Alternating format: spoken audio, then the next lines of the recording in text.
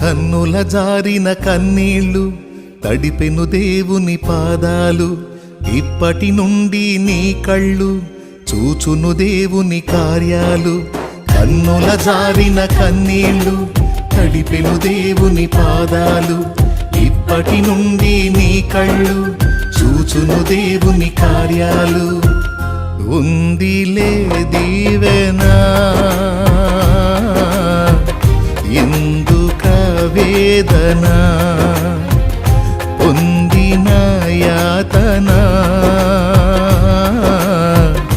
దేవుడే మరచునా.